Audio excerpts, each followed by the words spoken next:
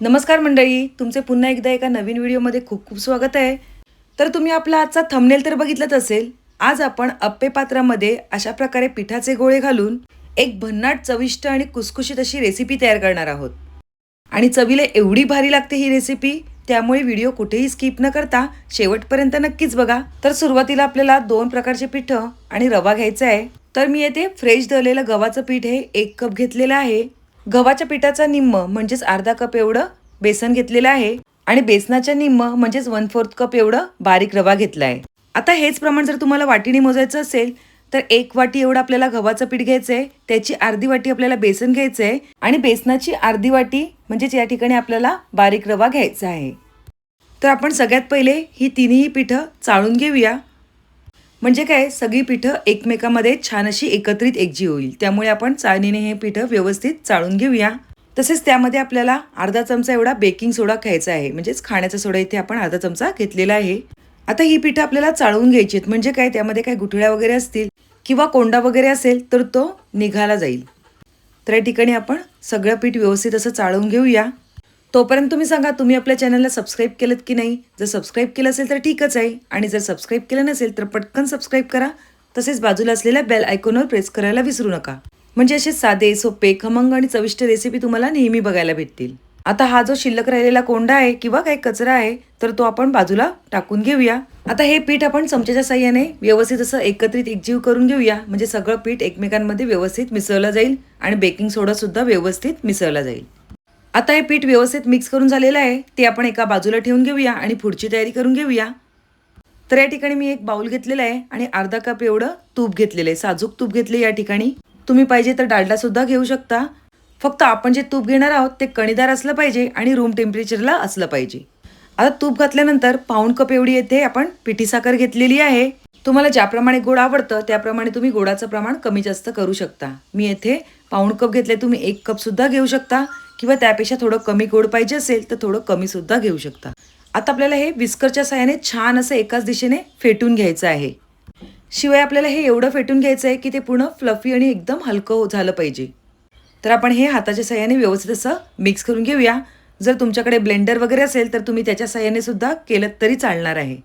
पण अगदी हाताने सुद्धा 5 ते 6 मिनिटांमध्ये आपण हे फ्लफी मिश्रण बनवू शकतो. तुम्ही येथे बघूच शकता.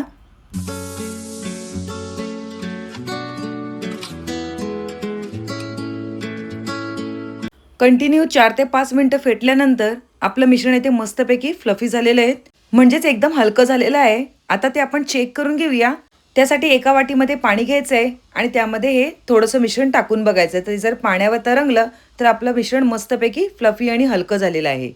आता हे सर्व मिश्रण जे पिठाचं आपण केलेलं ते ह्यामध्ये घालून घ्यायचं आहे. ही सगळी तयारी बघितल्यानंतर तुमच्या नक्कीच लक्षात आलं असेल की आज आपण इथे काय बनवणार आहोत. तर आज आपण इथे मस्तपैकी गव्हाच्या पिठापासून तसेच बेसनापासून थोडा रवा सुद्धा घेतलेला आहे. त्यापासून आपण मस्तपैकी खुसखुशीत अशी बिस्किटं तयार करणार आहोत. पीठ घालून झाल्यानंतर आपण त्यामध्ये चवीनुसार थोडंसं मीठ आणि वेलची पावडर घालून घेणार आहोत. आणि आता आपण हे एका स्पॅच्युलाच्या मदतीने व्यवस्थित असं मिक्स करून घेणार आहोत. आता हे मिश्रण आपल्याला ह्या स्पॅच्युलाच्या साह्याने अगदी हलक्या हाताने मिक्स करून घ्यायचं आहे. ज्याप्रमाणे आपण गव्हाचं पीठ मळतो तसं रगडून मळायचं किंवा मिक्स करायचं नाही आहे. अगदी हलक्या हाताने आपल्याला व्यवस्थित असं मिक्स करून घ्यायचं आहे. अगदी जे सांगितलेलं आहे ते एक्झॅक्ट प्रमाण आहे. त्याचप्रमाणे तुम्ही जर घ्याल तर अजिबात डालडा, तूप वगैरे काही घालायची गरज पडणार नाही.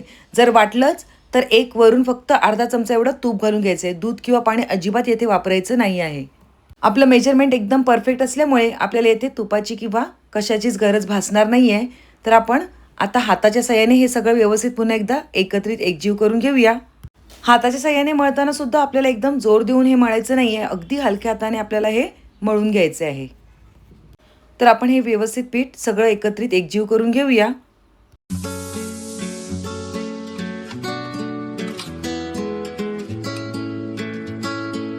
तर येथे आपला हाताच्या साह्याने व्यवस्थित असा मिश्रणाचा गोळा मिक्स करून झालेला आहे. आता ही बिस्किटं आपण अप्पे पात्रामध्ये बेक करणार आहोत, पण त्याआधी खाली आपल्याला एक पॅन ठेवून घ्यायचा आहे, म्हणजे काय आपली नानकटं करपणार नाहीत. आणि त्यावर आपलं अप्पे पात्र ठेवून घ्यायचं आहे आणि डिश ठेवून घ्यायची आहे आणि 10 मिनिटासाठी प्रीहीट करून घ्यायची आहे. त्यानंतर आपण जे मळून घेतलेलं पीठ आहे त्याचे छान असे गोल गोळे करून घ्यायचे आहेत. तर आपण हाताच्या साह्याने व्यवस्थित असे गोळे करून घेऊया. अगदी जोरात सुद्धा आपल्याला इथे मळण्याची अजिबात गरज नाही आहे. आणि आता आपल्याला छान असा याचा शेप देण्यासाठी आपला जो तळण्याचा झारा आहे तो आपण ह्यावर मध्ये ठेवून घेऊया आणि याला छान असा शेप देऊन घेऊया. तर अशाच प्रकारे आपण आपली सगळी बिस्किटं तयार करून घेऊया. अगदी इझिली आपलं हे पीठ मळलं जातं आणि गोळेसुद्धा पटकन तयार होतात. आणि झाऱ्याच्या तशा शेपमुळे अगदी अट्रॅक्टिव्ह आपली बिस्किटंसुद्धा येथे दिसणार आहेत. तर अशाच प्रकारे सर्व बिस्किटं आपण करून घेऊया.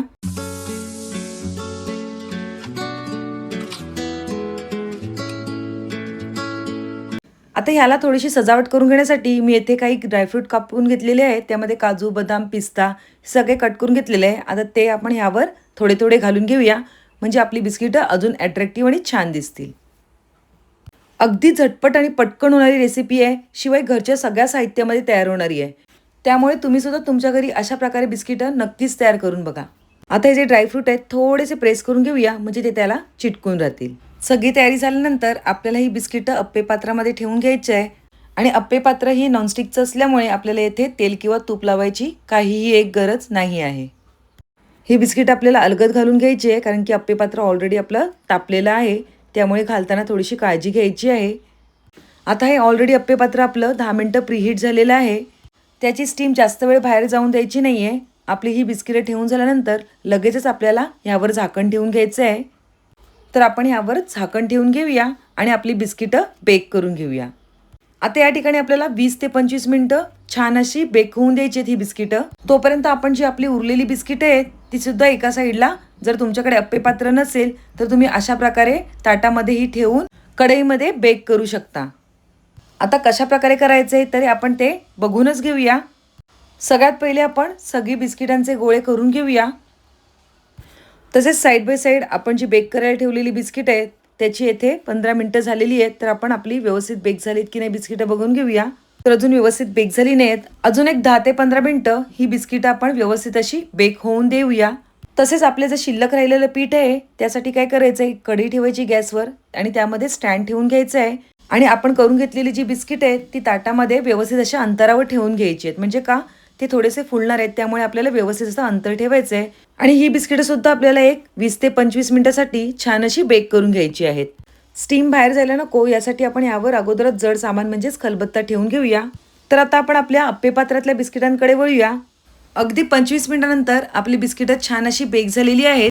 तुमची येथे 5-10 मिनिटं बाटी पुढे होऊ शकतात. ज्याप्रमाणे आपल्या अप्पे पात्राचा खालचा बेस आणि आपण जो खाली ठेवलेला आहे पॅन त्याचा बेस जो ज्याप्रमाणे जाडा किंवा पातळ असेल त्यावर सुद्धा आपल्या बिस्किटांचं बेक होणं अवलंबून आहे. बिस्किटं थंड झाल्यानंतरच ह्यातून काढून घ्यायची आहेत. आता आपण आपल्या कढईतल्या बिस्किटांकडे वळूया. कढईतल्या बिस्किटांना बरोबर अर्धा तास झालेला आहे आणि आपण येथे बघून घेऊया आपली बिस्किटं छान अशी बेक झालेली आहेत. ही सुद्धा आपल्याला 15 ते 20 मिनिटं थंड झाल्यानंतरच आपल्याला या प्लेटमधून काढून घ्यायची आहेत. तर तुम्ही येथे बघू शकता आपली अप्पे पात्रातील बिस्किटं छान अशी बेक झालेली आहेत. त्याला रंग सुद्धा खूप छान आलेला आहे आणि तोडून बघितल्यानंतर आतमधून बेक सुद्धा खूप छान झालेली आहेत. तर नक्कीच तुम्ही सुद्धा तुमच्या घरी अशा प्रकारे अप्पे पात्रामध्ये किंवा कढईमध्ये नक्कीच नानकटं किंवा बिस्किटं करू शकता. अगदी खुसखुशीत झालेली आहेत आणि तोंडावर टाकताच विरघळणारी अशी आपली येथे बिस्किटं तयार झालेली आहेत. शिवाय या ठिकाणी ताटातली बिस्किटं सुद्धा आपली छान अशी तयार झालेली आहेत आणि बेक सुद्धा खूप छान झालेली आहेत. चला तर आपण आपली डिश सर्व करून घेऊया. पुन्हा यावर व्यवस्थित असे पिस्ते घालून घेऊया. तर तुम्हाला माझी आजची ही रेसिपी कशी वाटली नक्कीच कमेंटद्वारे कळवा. रेसिपी आवडली असेल तर पटकन एक लाईक करा. तसेच तुमच्या फ्रेंड्स आणि रिलेटिव्हसोबत आपली ही लिंक शेअर करा. आणि आपल्या या चॅनलला म्हणजेच तन्वीज रसोई या यूट्यूब चॅनलला लाईक, शेअर आणि सबस्क्राईब करायला अजिबात विसरू नका. पुन्हा एक नवीन रेसिपी घेऊन येऊया. तोपर्यंत बाय बाय. थँक्यू.